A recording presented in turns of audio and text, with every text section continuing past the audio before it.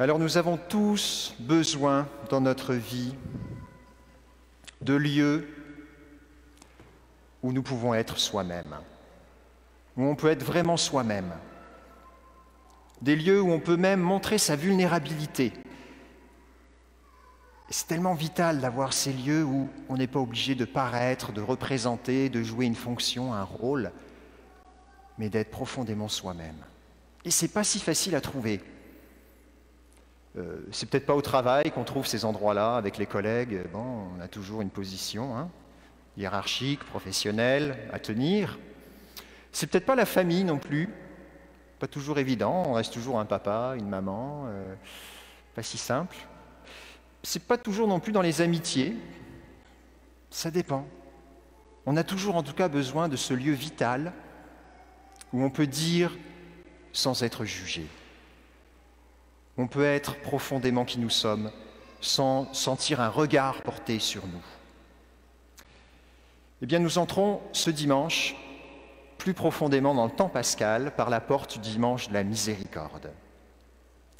Et nous allons entrer dans cette thématique que nous avons intitulée « Jésus est vivant ». Jésus est vivant. Il le dit dans le livre de l'Apocalypse, « Ne crains pas, moi je suis le premier et le dernier, le vivant.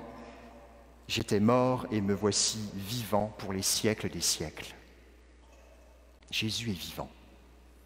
Ne crains pas. Et bien précisément, la miséricorde est cet espace qui nous est offert, où on peut n'avoir aucune crainte. C'est le lieu où on peut être vraiment soi-même sans sentir un regard qui juge porté sur soi. C'est l'espace de la miséricorde. Et cet espace, il est offert, quelles que soient les ombres et les lumières de nos vies, quelles que soient les joies que l'on vit, quelles que soient les gaffes que l'on fait. Peut-être que dans notre vie, il y a des choses maladroites qu'on a pu commettre, parfois ridicules, dont on n'est pas fier, qu'on n'a pas envie de montrer aux autres, qu'on préfère cacher, taire. Eh bien, dans le texte et l'écriture que nous recevons ce dimanche, nous découvrons que les apôtres ont eu ce lieu où ils pouvaient être eux-mêmes. Jésus les a appelés, les uns après les autres, parfois par deux, pour être avec lui et pour vivre un temps tout particulier où ils ont appris à être eux-mêmes en sa présence. Et ils ont, avec Jésus, tout goûté. Ils ont goûté à la joie des premières années, des prédications qui rassemblaient les foules, où il était acclamé, où on le cherchait, on le touchait, où les miracles étaient réalisés. C'était un temps exaltant.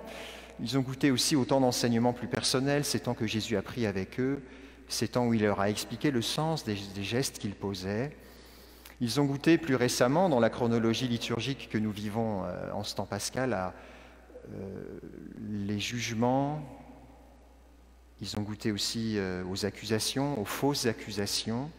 Ils ont goûté à la violence de l'arrestation. Ils ont goûté à leur propre trahison. Ils ont goûté à leur propre faiblesse. Et là, ils continuent à se retrouver après l'horreur de la mort de Jésus. Après l'échec de toute cette expérience de 3 années apparemment. Et ils sont en colère ou endeuillés, un mélange de sentiments forts.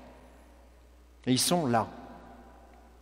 Les 10, parce qu'il y en a un qui n'est pas là, puis il y en a un qui a tellement trahi qu'il s'est suicidé.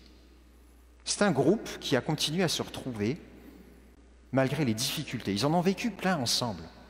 Et je ne sais pas si vous avez déjà eu cette expérience de vivre plein de choses ensemble, des joies comme des tristesses, des moments exaltants comme des moments tellement désespérants. Quand on traverse ça ensemble, ça crée un lieu où on peut être vulnérable. Ça crée un lieu où on peut être vraiment soi-même. Thomas, le jour où Jésus apparaît aux disciples, aux 10 qui étaient là, lui, il n'était pas là. Thomas était absent. Et c'est le moment où Jésus est apparu aux 10, et il leur est apparu ressuscité, et il leur a donné l'effusion de l'Esprit Saint.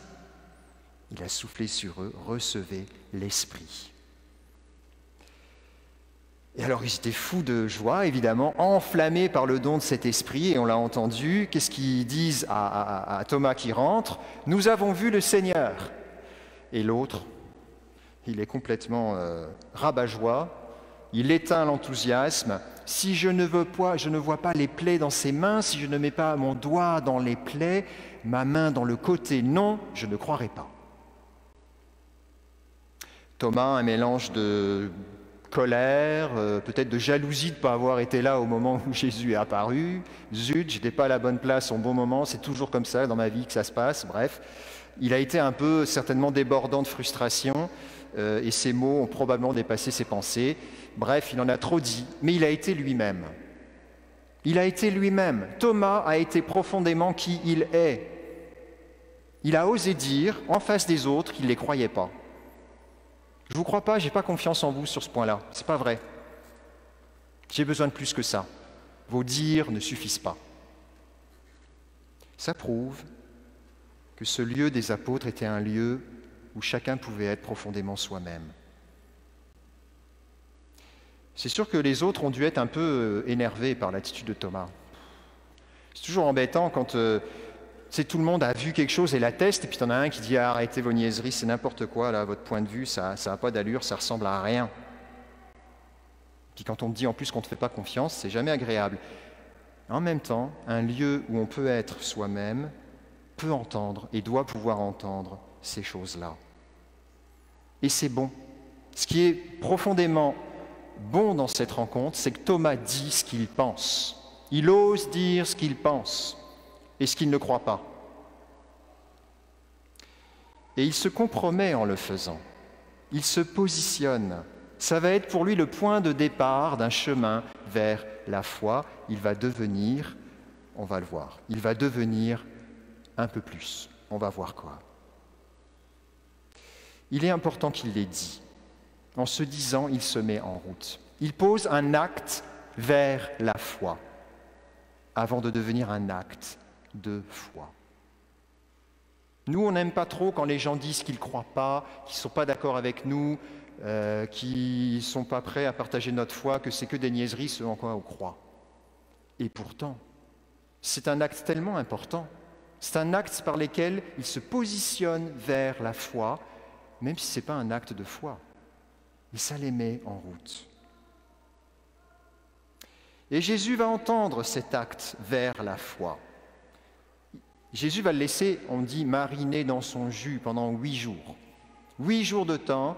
Je pense que la relation entre Thomas et les 10 autres va être un petit peu froide, parce qu'ils vont encore se voir tous les jours, ils vont être encore ensemble, et il va y avoir un peu de tension. Puis Jésus le laisse mariner là-dedans, Thomas. Il lui apparaît seulement 1 semaine après. Jésus revient. Et Jésus va le prendre au mot. Il va aller le chercher par là où il s'est arrêté. Le geste qu'il avait prétendu faire, ou vouloir faire, peut-être dans un débordement, mais un débordement honnête, Jésus va lui dire, vois mes mains, avance ton doigt ici. Avance ta main, mets-la dans mon côté. Jésus va aller le chercher là où il était rendu. C'est ça que tu voulais? C'est ça que je t'offre. Cesse d'être incrédule, sois croyant. Eh bien, Thomas va à ce moment-là faire l'acte de foi. Thomas va à ce moment-là plonger dans le cœur du Christ, à travers cet acte et ce geste et à travers sa foi. Mon Seigneur et mon Dieu. Tout ça parce qu'il a eu le courage et l'espace pour pouvoir montrer sa contradiction. On lui a laissé un espace pour pouvoir être lui-même et dire qu'il ne croyait pas. Et Jésus est allé le chercher là. Et il a professé sa foi, et son acte vers la foi est devenu un acte de foi. Et cette parole de Jésus s'accomplit pour lui. Si quelqu'un a soif, qu'il vienne à moi et qu'il boive, celui qui croit en moi, comme dit l'Écriture, de son sein couleront des fleuves d'eau vive. Thomas l'apôtre, incrédule, devient croyant. Il entre dans le cœur du Christ et il goûte à cette effusion de l'Esprit qu'il n'avait pas reçue parce qu'il n'était pas là. Le Seigneur lui donne de la vivre à cet instant-là, en plongeant dans le cœur du Christ. Mes frères et sœurs, ce cœur du Christ est ouvert à nous tous. Il est ouvert pour nous tous. Les prophéties de Joël, où Dieu dit « Je répandrai mon esprit sur tout être de chair », s'accomplissent dans ce temps pascal et en la fête de la Pentecôte. L'Esprit Saint est donné pour tous. Et nous avons besoin d'en être inondés. Nous sommes assoiffés, nous aussi, comme Thomas, de grandir dans la foi. Et pas seulement nous, tout être de chair crie vers Dieu. En cette fête de la miséricorde, il me semble que ces passages nous rappellent que l'Église offre de nombreux lieux de miséricorde où on peut être soi-même. Que ce soit les petits groupes de partage qui ont été lancés, les petites arches qui ont été lancées au début du carême, elles sont ces lieux où on peut petit à petit être plus soi-même. Que ce soit le sacrement de la miséricorde ou les groupes de miséricorde où on peut prier, remettre ses péchés, montrer ses vulnérabilités, c'est des lieux où on peut être soi-même, comme au confessionnal, dans le secret, devant Dieu, où on peut tout révéler. Alpha aussi est un autre lieu où on peut avoir cet espace, où on peut grandir dans la foi parce que l'on est soi-même et on peut dire tout ce que l'on croit sans être jugé. On a besoin de ces espaces, nous tous. Nous-mêmes en avons eu besoin et nous en avons encore besoin. Mais plus encore tous ceux qui n'ont pas de lieu pour parler de la foi. Je vais inviter maintenant Raphaël à venir nous partager son expérience de l'Alpha qui vient de s'achever il y a 3 semaines maintenant. Nous allons débuter cette semaine le 11e parcours Alpha. Vous êtes plus de 350 personnes à avoir vécu cette expérience. C'est super de voir tout ce nombre de personnes qui ont goûté à ce lieu où on peut être soi-même. Alors, Raphaël, as-tu trouvé le micro? Oui, c'est bon. Raphaël et Maëlie, je vous les présente toutes les deux, hein, c'est mignon. Alors Raphaël, tu as vécu un parcours Alpha un petit peu particulier. Donc ça avait commencé à l'automne passé, ça s'est étendu jusqu'à il y a quelques semaines. Peux-tu nous en dire un mot, s'il te plaît? Oui, alors ça a commencé à l'automne dernier suite à la première invitation là, de la paroisse. Quand on a parlé de ça, moi j'ai tout de suite spontanément là, eu l'idée d'inviter mes frères et sœurs en fait à faire le parcours avec Davy et moi, mon mari. Donc ça faisait longtemps que j'avais dans le cœur en fait de parler de ma foi davantage là, avec mes frères et sœurs parce que c'est quand même c'est quelque chose de très important dans ma vie. Puis j'avais pas la foi, c'est pas un sujet qui vient souvent sur la table. Alors là, je trouvais que c'était une belle occasion là, de partager ça avec mes frères et sœurs. Comment tu t'y es pris pour inviter à Alpha? En fait, Messenger, on a une discussion là, de famille. Donc, j'ai envoyé un message là, à mes 5 frères et sœurs là, pour les inviter, en fait. Puis, voilà, ça a été par message que j'ai d'abord lancé l'invitation. Mais concrètement, tu les as invités à quoi? Qu'est-ce que tu as dit? Oui, ben en fait, c'est ça. Je leur ai exprimé mon désir de partager là, ma foi avec eux. Puis, j'ai présenté Alpha, en fait, comme un lieu de découverte ou redécouverte de la foi. Puis aussi un groupe, un lieu où on peut vraiment poser nos questions, puis parler en toute liberté là, de la foi, dans le non-jugement, puis c'est ça, dans le respect.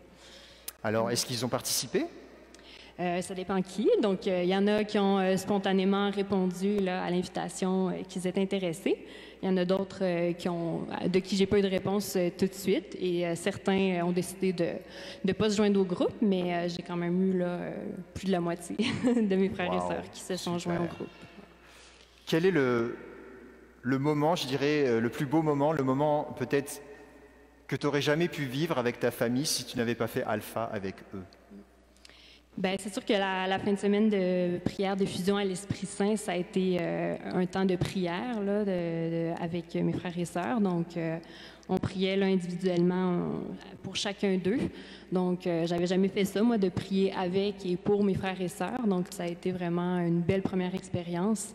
Et puis, cette fin de semaine-là, on a eu vraiment... j'avais pas préparé d'avance là, les questions qu'on allait poser suite à l'épisode, mais ça a vraiment coulé là, tout seul. On voit vraiment que l'Esprit Saint était présent, là, puis ça a été un bel échange là, suite à cette première soirée de prière ensemble. Ouais. Amen. Merci Raphaël pour ce témoignage tout simple d'invitation à vivre et à inviter dans un lieu où on peut être soi-même et où on peut avoir la possibilité d'échanger sur des questions essentielles et on n'en a pas si souvent l'opportunité et on n'a peut-être pas ce lieu. Alpha est ce lieu qu'on veut vous offrir, vous êtes nombreux à y avoir déjà goûté et c'est surtout pour nous un changement de mentalité. C'est pour nous montrer que nous sommes aujourd'hui invités nous-mêmes à inviter d'autres. Et que la foi que nous avons, elle est importante. C'est touchant de voir comment Raphaël a eu l'audace, ça demande de l'audace d'inviter ses frères et sœurs. Et puis il y a des oui, il y a des non, tout ça appartient à Dieu. Tout ce qu'on peut faire, nous, c'est inviter. Mais Dieu ne peut pas le faire à notre place. Nous, on peut juste donner l'environnement, on peut offrir l'opportunité, on peut offrir l'occasion. C'est Dieu après qui touche les cœurs. Nous, on est juste là pour donner l'environnement et les circonstances qui vont donner à la grâce, la puissance de toucher les cœurs. Merci Seigneur pour tout ce que tu as fait dans ces parcours, tous les cœurs qui ont déjà été touchés et transformés par la bonne nouvelle que tu es vivant. Merci encore de continuer à te révéler. Merci à tous les participants qui sont déjà inscrits et ceux qui vont encore s'inscrire dans les prochaines semaines. Amen.